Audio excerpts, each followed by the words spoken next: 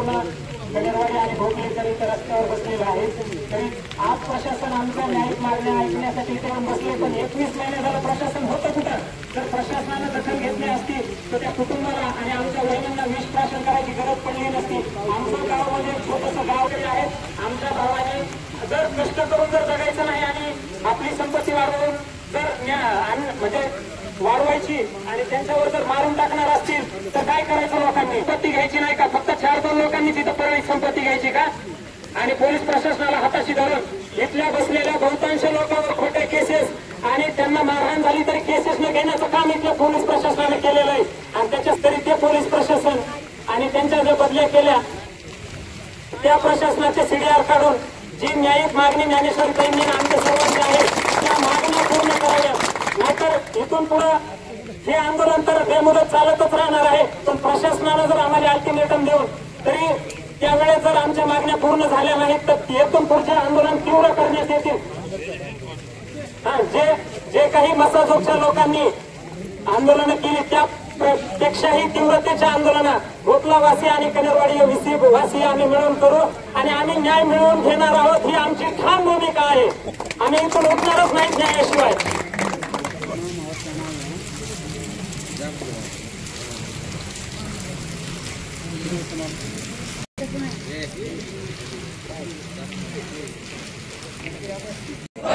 आरोपी अटक, महादेव मुंडे कुटुंबाला न्याय मिळालाच पाहिजे।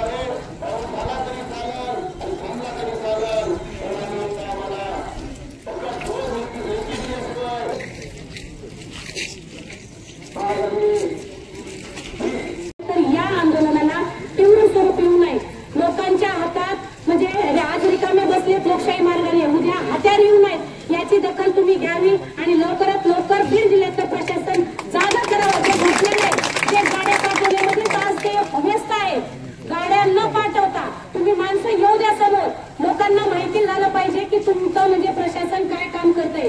आज पोलीस लोकांना हे जर पोलीस प्रशासन 20-21 महिने जर ताईला न्याय देण्यासाठी जर पळाला असतं तर खरंच त्यांच्या अख्ख्या महाराष्ट्राने बंदुकाची थाप टाकली असती आणि आम्ही लाडक्या बहिणींनी येणाऱ्या राखी पौर्णिमेला त्यांच्या बरोबरच रक्षाबंधन केलं असतं। पण बीड जिल्ह्यामध्ये यावर्षी रक्षाबंधन करण्याची म्हणजे इच्छाच राहिली नाही पोलीस प्रशासनाबरोबर, कारण मी स्वतः 2021 पासून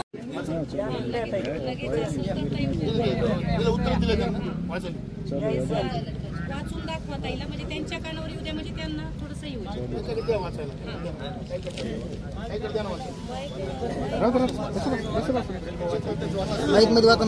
माईक मध्ये वाचा ना सर, बांगर सर माईक मध्ये वाचा, माईक मध्ये वाचा ना म्हणा। हां या ठिकाणी आदरणीय आपले तहसीलदार साहेबांनी माहिती सुसाधन माननीय कलेक्टर जिल्हाधिकारी बीड यांच्याकडे निवेदन दिले ते वाचून दाखवतो। माननीय जिल्हाधिकारी बीड दखल तशी यापूर्वीच प्रशासनाने घेतलेली आहे आणि आता सर्वांना या अनुषंगाने माहितीच असेल की माननीय पोलीस अधीक्षक साहेब यांनी SITची स्थापना यापूर्वीच करण्यात आलेली आहे। आणि या आपल्या निवेदनाच्या ज्या मुख्य मागण्या आहेत SITची स्थापना करणे आणि आरोपींना तात्काळ अटक करणे या दोन्ही मागण्याच्या अनुषंगाने मी लेखी स्वरूपामध्ये माननीय जिल्हाधिकारी साहेब यांना म्हणजेच तद्वतच शासनास कळविण्यासाठी आपल्या निवेदनाची परत विशेष बाब म्हणून सादर करण्यात आलेली आहे आणि या प्रतीची परत आपल्याला या ठिकाणी राजेभाऊ फड व इतर आपण या ठिकाणी जे सर्व नागरिक बसलेले पदाधिकाऱ्यांच्या सर्वांना मी देत आहे आणि प्रशासनाच्या वतीने मी आपल्या सर्वांना विनंती करतो की आपली जी मागणी आहे मी शासनास कळवित असल्यामुळे योग्य त्या कारवाई आणि माहितीस्तव आपण आपलं हे जे काही आजचं आंदोलन आहे हे स्थगित करून प्रशासनास व या ठिकाणच्या सर्व नागरिकांना सहकार्य करण्यास मी आपल्याला नम्र विनंती करतो. धन्यवाद. टिंकी मुंडे सर माझ्या वडिलांचे मित्र आहेत. गुलचंद कराड भाऊ माझ्या मित्रांचे वडिलांचे मित्र आहेत. जेवढे कुणी परळी तालुक्यातील प्रस्थापित पुढारी आहेत त्यांचं महाराष्ट्रामध्ये चांगले नाव आहे. सगळ्या परळीच्या जनतेतील पुढाऱ्यांना लोकप्रतिनिधीला विनंती करतो की सगळ्यांनी उठून माझे मुंडे कुटुंबाला न्याय मिळण्यासाठी प्रयत्न करावे आणि बाळा बांगर हा शेवटचे माझ्या किती पोल मला किती काय करा मी माघार घ्यायला पुण्याच्या जिम्मेदारी सांगतो. SP साहेबांना माझा गोपनीय जबाब जो घेतला होता त्या दिवशी वाल्मिक कराडनी माझ्या विरुद्ध कसे षडयंत्र रचले ते षडयंत्र बाहेर येण्यासाठी बरं का ते षडयंत्र बाहेर येण्यासाठी माझा जबाब हा सार्वजनिक करण्यात यावे. मी जबाब 5 जुलैला दिलाय ना. मग काल तुम्ही रेकॉर्डिंग व्हायरल करताना तर ठीक आहे व्यक्तिगत रेकॉर्डिंग आहे पण त्या रेकॉर्डिंगशीच मी सांगतोय की या घटनेचा पण तत्कालीनचा संबंध आहे. आता CDR मध्ये तर सगळं निघणारच आहे ना. कुणी कुणाला कॉल केलेले काय आहे. जोपर्यंत आरोपी अटक होत नाही तोपर्यंत आम्ही समाधानी नव्हतो. ते तात्पुरतं आम्ही आंदोलन स्थगित केलं आहे. SP सरांनी आता जे आश्वासन दिलं की आपण SIT स्थापन करू आणि आरोपींना तात्काळ अटक करू यावर हे आंदोलन स्थगित केलं आहे. पण आरोपी जोपर्यंत गजाआड जात नाहीत तोपर्यंत मी समाधानकारक नाही आहे. कारण माझ्या पतीची खूप निर्गुणपणे ह्यांनी हत्या केलेली आहे. त्यासाठी मी समाधानकारक तर नाही आहे. आपल्या 3दा आश्वासन दिलं होतं नाही मग तर आताच आश्वासन अलग आहे. त्यावेळेस अलग होतं. आता पूर्ण माझ्या सोबत महाराष्ट्र आहे. सगळं जे ज्या परिवार अत्याचार झालाय तो परिवार माझ्या सोबत आहे. पूर्ण महाराष्ट्र माझ्या सोबत आहे. माझ्या पतीला न्याय भेटेल आता ही मला आशेचा किरणच आहे. या आंदोलनावर मी समाधान नाही पण जोपर्यंत गजाआड आरोपी होत नाहीत तोपर्यंत मी समाधानकारक कशी होऊ शकेल. कारण मी जीव धोक्यात टाकून माझ्या लेकरा बाळांचा न विचार करता ते जीवन कशाला ठेवायचंय म्हणून मी विषप्राशन केलं होतं. जोपर्यंत म्हणजे आरोपी गजाआड जात नाहीत त्यांना मी फाशीवर बघत नाही. म्हणजे अल्टिमेट नाही मग तर उद्या SP सरांची भेट घेऊन SP सरांना सांगणार आहे 8 दिवसात आरोपी जर अटक झाले बरं आहे नाही तर अजून आंदोलन होईल. थँक्यू. 5 मिनिटाची भेट तरी द्यावं त्यांच्या घरी जाऊन. पण आता पुढे स्थानिक आमदारानं या भगिनीला आमच्या बहिणीला न्याय तर सोडूनच द्या पण भेट सुद्धा दिली नाही. म्हणून माझी त्यांना विनंती की आपण ज्ञानेश्वर ताईंना 5 मिनिटाची का पण आपण त्यांच्या घरी जाऊन भेट घ्यावी. त्यांना समाधान करावं.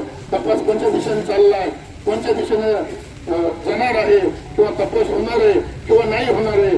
आरोपी अटक होणार आहेत का नाही होणार आहेत त्यांना त्यांच्या तोंडातून त्यांच्या परिवाराला त्यांचे वडील असतील आई असेल सासरे असतील भाऊ असतील दीर असेल सासू असेल या सर्व लोकांना बोलून त्यांचं समाधान करावं. त्यांना भेट द्यावी. महाराष्ट्रात असं कधी झालं नाही की 22 महिने होऊन स्थानिक आमदारांना भेट दिली नाही. पण स्थानिक आमदारानं त्या परिवाराच्या घरी भेट द्यायला पाहिजे.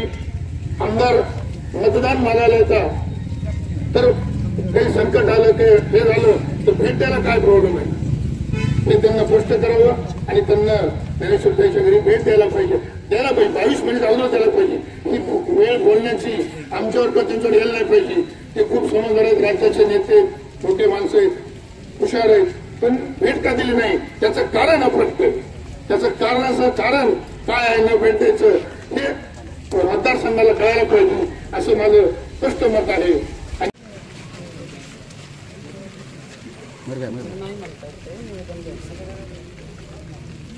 हो मोबाईल थोडं पुढे घेऊन जाऊ.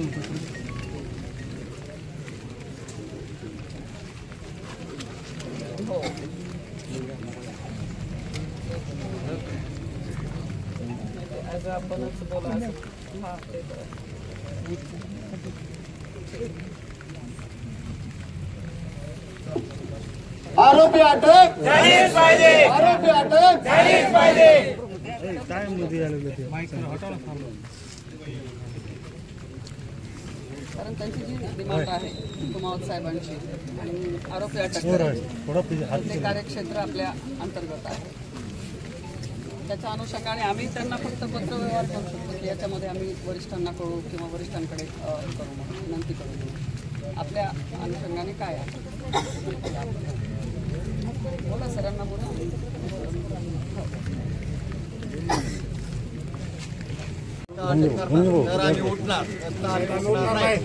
मान्य आहे ते आम्ही कळवलंय, सरांना कळवलंय मी, सर बोलतील आता. त्याचं कलेक्टर साहेबाला या म्हणावं पेंडरवाडी गाव बी बघायला भेटते.